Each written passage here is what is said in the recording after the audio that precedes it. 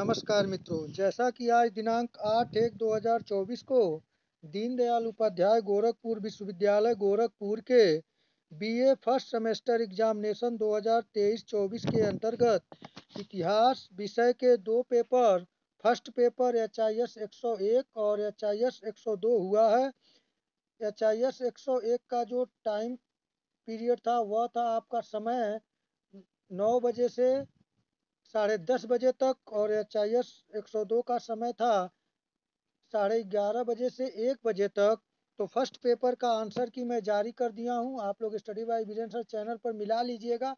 कल third paper देने के बाद HIS 103 का आप लोग मिला लें, अच्छे तरीके से तैयारी कर लीजिए, उसके बाद इसको आप देखिएगा। और HIS 102 का आंसर की लेकर हाजिर हूँ। बीए फर्स्ट सेमेस्टर जैसा कि बता ही चुका हूँ। पेपर का कोड HIS 102 और पेपर का जो नाम था वह था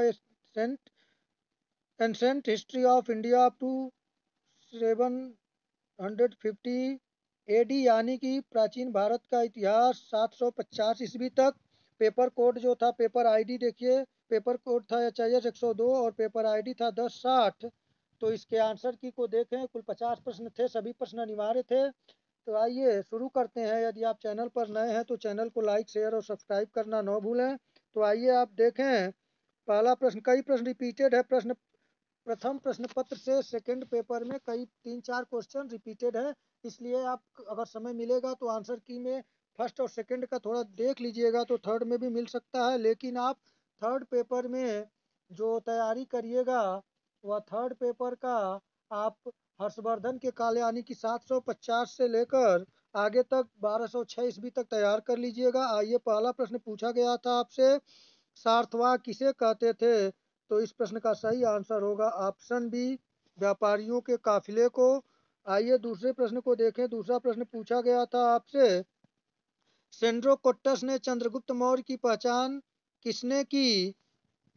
सेंड्रोकोट्टस से चंद्रगुप्त मौर्य की पहचान किसने की? इस प्रश्न का सही आंसर होगा ऑप्शन ए, विलियम जोन्स ने। प्रश्न संख्या 3 आपसे पूछा गया था, चाणक्य के बचपन का क्या नाम था? तो इस प्रश्न का सही आंसर होगा ऑप्शन सी, विष्णुगुप्त। प्रश्न संख्या 4 पूछा गया था, मगध की राजधानी कौन सी थी? तो इस प्रश्न का सही आंसर होगा ऑप्शन सी, राजगृह। प्रश्न संख्या 5 पूछा गया था, सांची स्तूप किसने बनवाया है? तो इस प्रश्न का जो सही आंसर होगा वह होगा ऑप्शन ए, यानी कि अशोक ने। और प्रश्न संख्या 6 पूछा गया था, रज्जुक थे। तो इस प्रश्न का सही आंसर है ऑप्शन बी, मौर्य साम्राज्य में अधिकारी। प्रश्न संख्या 7 आपसे पूछा गया था, मौर्य काल में कंटक शोधन था। तो इस प्रश्न का सही आंसर होगा ऑप्शन बी, फौजदारी न्यायालय। प्रश्न संख्या 8 पूछा गया था, सबसे ज्यादा सोने के सिक्के किस काल में प्रचलित हुए थे? इस प्रश्न का सही आंसर जो होगा वह होगा ऑप्शन सी, गुप्त काल में। आइए अगले प्रश्न को देखें। जो प्रश्न संख्या आप लोगों से पूछा गया था 9 नंबर, वह पूछा गया था, अशोक के शासन काल में बौद्ध सभा किस नगर में आयोजित की गई? तो इस प्रश्न का सही आंसर होगा ऑप्शन बी, पाटलिपुत्र। प्रश्न संख्या 10 पूछा गया था, ऋग्वेद में सबसे पवित्र नदी किसे कहा गया है? तो ऋग्वेद में सबसे पवित्र नदी जो कहा गया है वह सरस्वती को कहा गया है, यानी कि सही आंसर होगा ऑप्शन सी। आइए अगले प्रश्न को देखें। प्रश्न संख्या 11 पूछा गया था, मौर्य राजवंश की स्थापना कब हुई? तो इस प्रश्न का सही आंसर होगा ऑप्शन ए, 322 ईसा पूर्व में। प्रश्न संख्या 12 पूछा गया था, किस अभिलेख में सती प्रथा की घटना का उल्लेख है? तो इस प्रश्न का जो सही आंसर होगा वह होगा ऑप्शन ए, एरर अभिलेख में। आइए अगले प्रश्न को देखें। प्रश्न संख्या 9 पूछा गया था आपसे, यहाँ पे कुछ डाउट हुआ, प्रश्न संख्या यहाँ पे 12 तक हो गया है, तो इसके बाद फिर वही रिपीट कर दिया गया है क्वेश्चन में। यहाँ पे देख भी लें, अशोक के शासनकाल में बौद्ध सभा जो हुई थी पाटलिपुत्रा में हुई थी, ये तो क्लियर है, बी ऑप्शन होगा 9 का। 10वां का आपका सबसे पवित्र नदी जो थी सरस्वती थी। 11 नंबर प्रश्न जो था ये 322 ईसा पूर्व होगा। 12 नंबर प्रश्न जो एरर अभिलेख में सती का उल्लेख मिला है, तो इसे देख लें। आइए 13 नंबर प्रश्न को देखते हैं। पूछा गया था, निम्नलिखित में से किस ग्रंथ की भाषा संस्कृत है। तो इस प्रश्न का जो सही आंसर होगा, वहाँ इस पे थोड़ा डाउट है। इस प्रश्न का सही आंसर जो होगा वहाँ तक मैं जाऊँगा डी के साथ। आप लोग देख लें, इसका आंसर बता दें। जल्दी हमको मिलेगा तो हम कमेंट के माध्यम से आपको सूचित कर देंगे। आइए अगले प्रश्न को देखें। 14 नंबर प्रश्न आपसे पूछा गया था, मेगास्थनीज ने भारतीय समाज को कितने वर्गों में विभाजित किया है? तो इस प्रश्न का सही आंसर होगा ऑप्शन डी, 7 वर्गों में।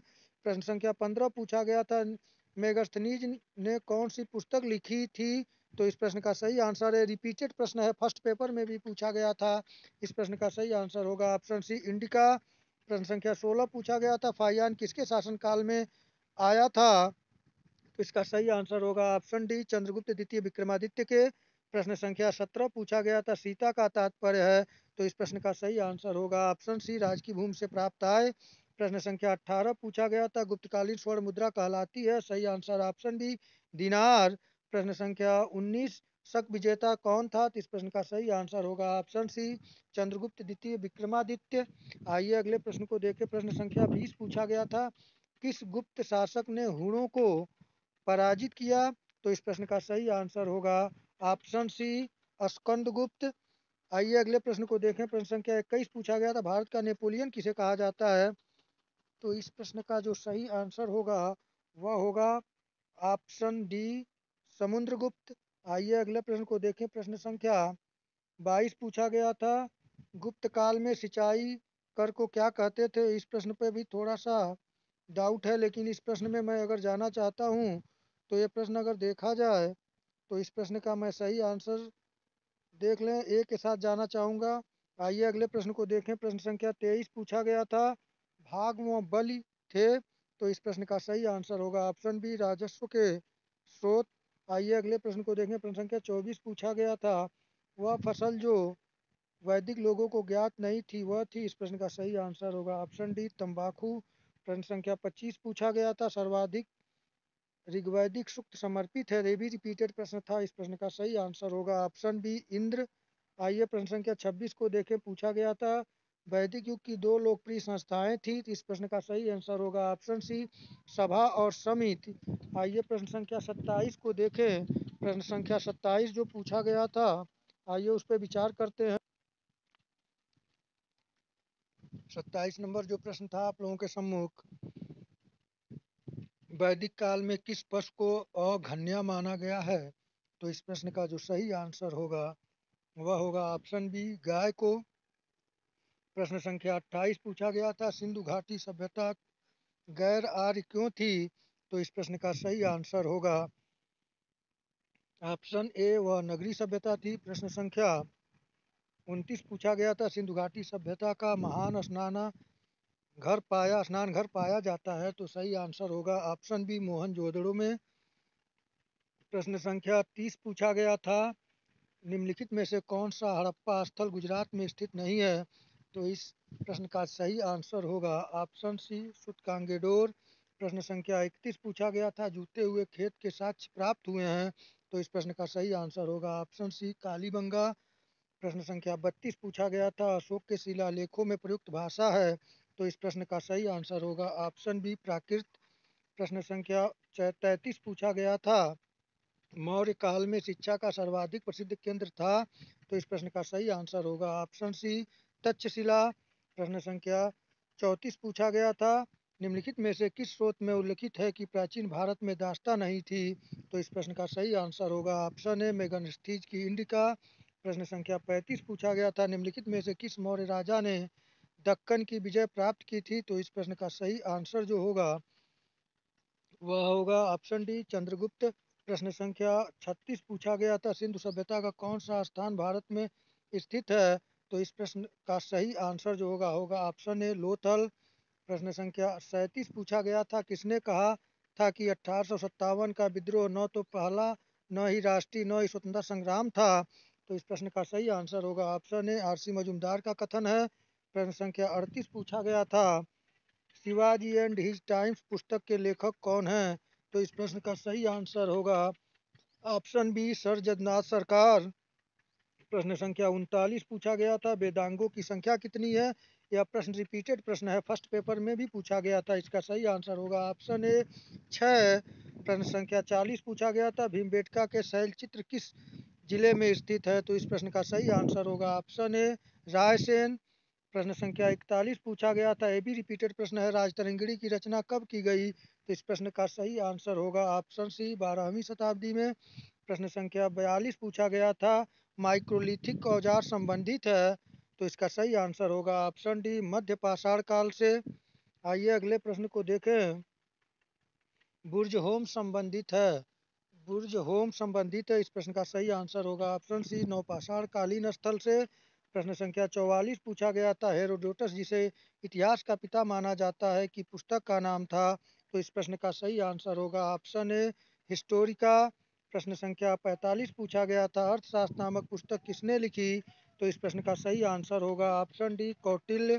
प्रश्न संख्या 46 पूछा गया था आपसे, हिंदू पॉलिटी के प्रसिद्ध लेखक थे? तो इस प्रश्न का सही आंसर होगा ऑप्शन डी केपी जायसवाल। प्रश्न संख्या 47 पूछा गया था, प्राचीन भारत की प्रथम वास्तविक ऐतिहासिक पुस्तक मानी जाती है? ये भी रिपीटेड प्रश्न था, फर्स्ट पेपर में पूछा गया था, सेकंड में भी पूछा गया है। इस प्रश्न का सही आंसर होगा ऑप्शन बी राजतरंगिणी कल्हर द्वारा रचित है।